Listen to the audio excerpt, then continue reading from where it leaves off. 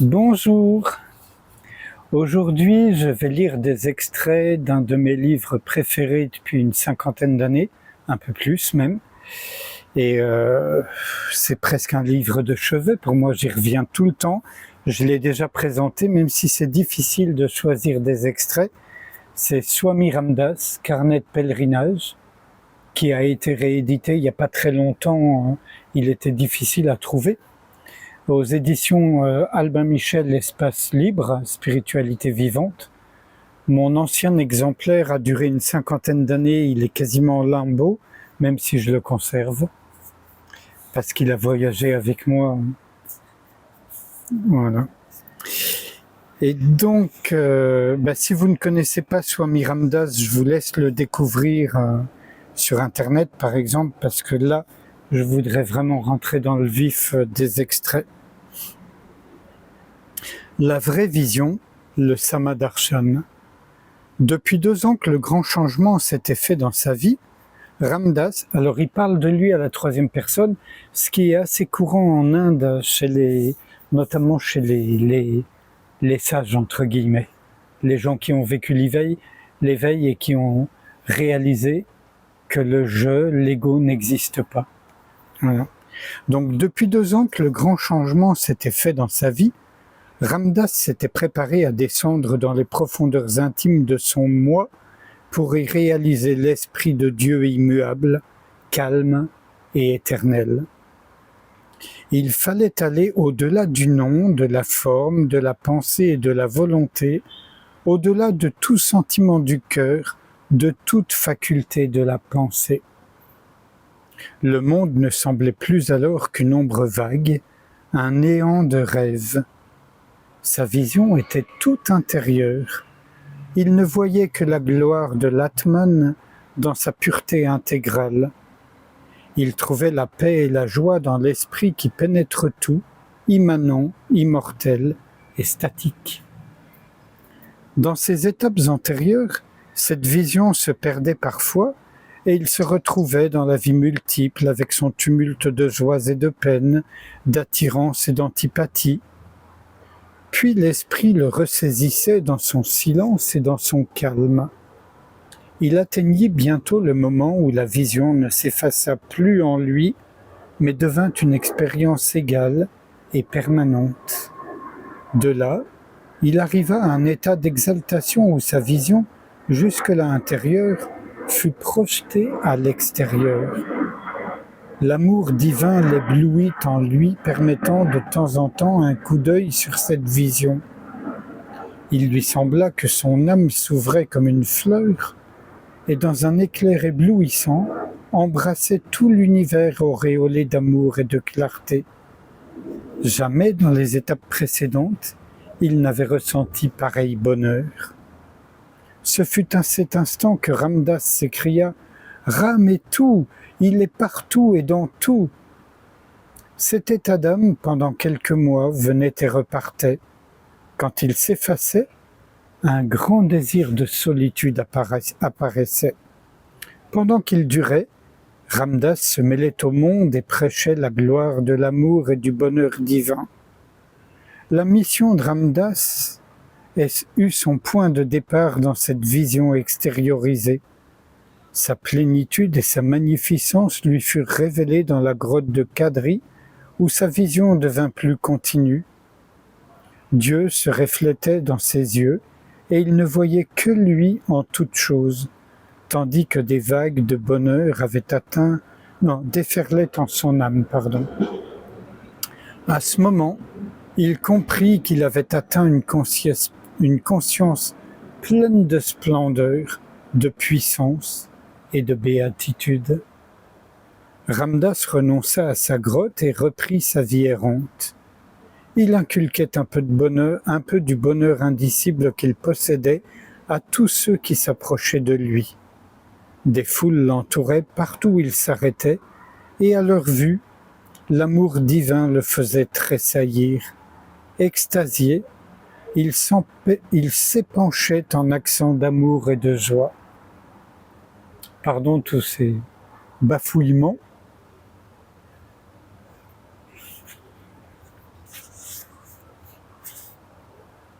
Voilà, c'était pour rappeler ce qu'il dit de l'éveil profond et des aperçus de l'éveil avant, les échantillons gratuits dont parle Ramesh.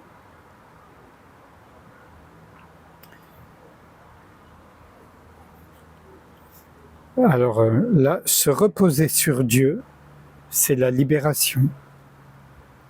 Ils arrivèrent finalement à Pandharpur, où se trouve le temple célèbre dédié à Vithoba.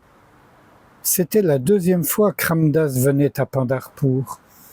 L'obscurité était complète lorsqu'ils pénétrèrent dans la ville.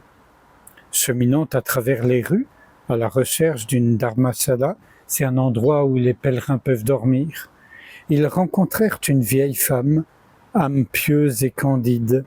« Mère, voulez-vous nous montrer le chemin pour nous rendre à une dharmasala » lui demanda Ramdas. « Certainement, mère, répondit-elle. Suivez-moi et je vous y conduirai. » Les deux sadhus la suivirent. Ramdas et son assistant, son ami. Elle reprit ensuite. « Ma mère Rukmini est si grande, si miséricordieuse. Elle revêt toutes les formes. Partout je la retrouve. Elle est l'homme, l'oiseau, la bête, la pierre, les arbres, les étoiles, le soleil, la lune. Tout est devenu ma mère. Combien elle est glorieuse. Elle est si bonne, si bonne. » Telle était la vision de la vieille maman. Elle voyait partout une manifestation de la divine mère. J'arrête là pour cet extrait. Ça, c'est l'Inde qu'on peut rencontrer encore aujourd'hui.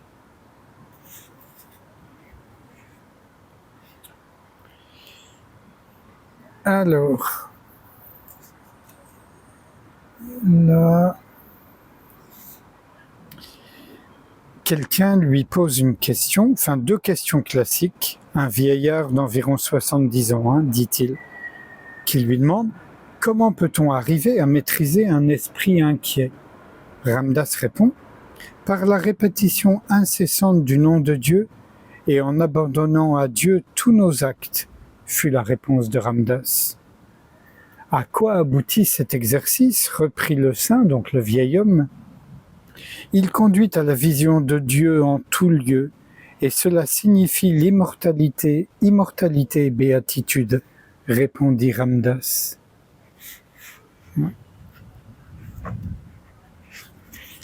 Encore un extrait.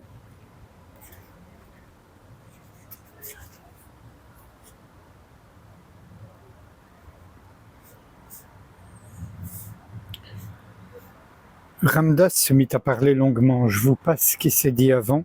Vraiment, c'est un livre qui vaut la peine d'être lu. Bon. Dieu qui est existence, conscience et félicité absolue est en vous. Existence, conscience et félicité absolue, c'est Satchitananda. Bien plus, vous et lui n'êtes pas différents. Si vous ne le réalisez pas, le majuscule, bien sûr, comme lui, je le dirai plus, il ne peut y avoir de vraie libération ni de paix durable. Remarquez que la première condition nécessaire aux chercheurs de Dieu est l'intrépidité. Ni la terreur de la solitude, ni la terreur de la foule ne doivent vous retenir. Mais la solitude est une grande aide. Sachez que Dieu qui demeure en vous est tout-puissant. Cherchez son assistance par un souvenir constant, la méditation et la prière. Alors, le mental sera certainement soumis. Les passions mauvaises seront obligées de le quitter. N'oubliez pas la vérité centrale que Dieu réside dans votre propre cœur. Ne soyez pas découragés par les insuccès des débuts. Cultivez l'esprit de soumission à l'accomplissement de sa volonté en vous et hors de vous, jusqu'à ce que vous ayez complètement abandonné votre sens de l'ego et compris qu'il est en tout et qu'il est tout, et que vous et lui êtes un. Soyez patient. Le sentier de la discipline de soi qui conduit à la réalisation de Dieu n'est pas un sentier facile. Il y a sur la route des obstacles et des souffrances. Vous devez supporter les unes et surmonter les autres entièrement par son aide. Son aide vient seulement par la concentration. La répétition du nom de Dieu aide à la concentration.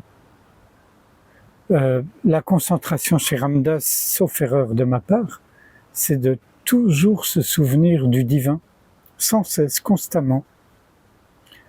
Le sannyasin écouta Ramdas en silence et ne posa plus de questions.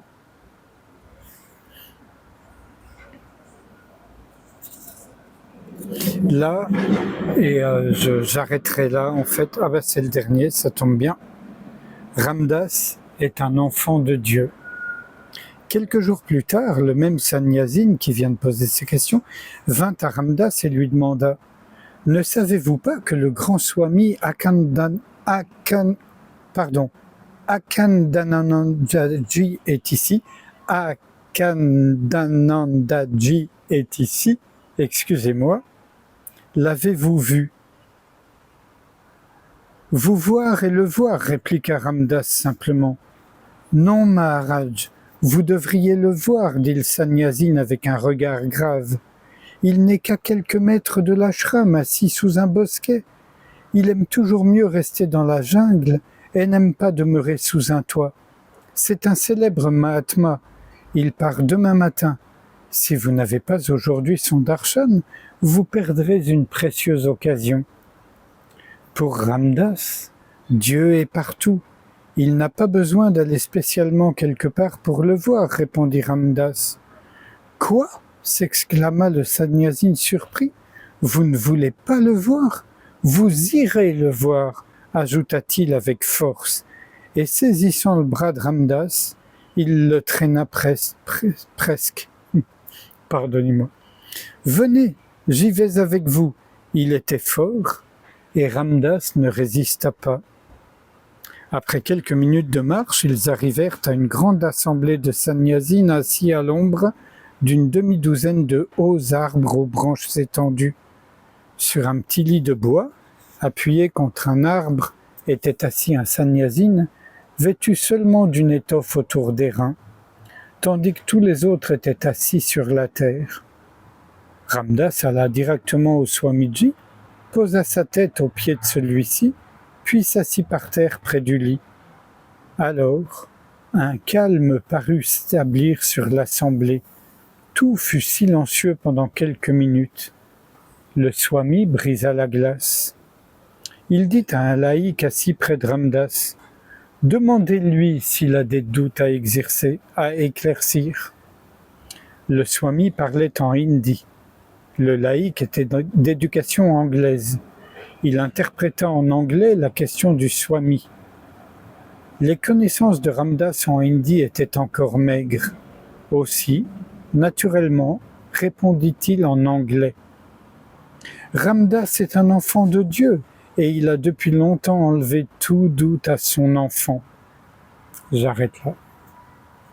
Pardon vraiment d'avoir autant bafouillé, y compris sur le nom du Swami, qui n'est pas très compliqué, mais bon. Et sans réfléchir à ce qui vient d'être lu, je vous propose qu'on passe un instant ensemble en silence, à ne pas s'impliquer dans tout ce qui se présente.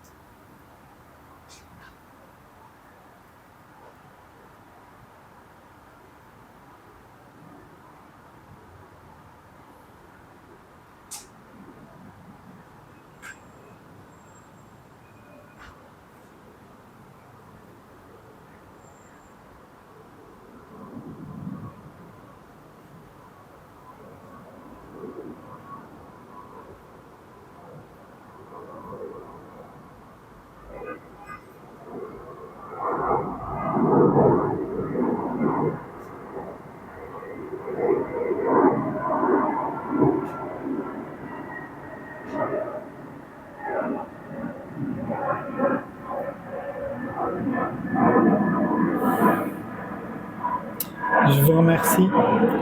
À bientôt.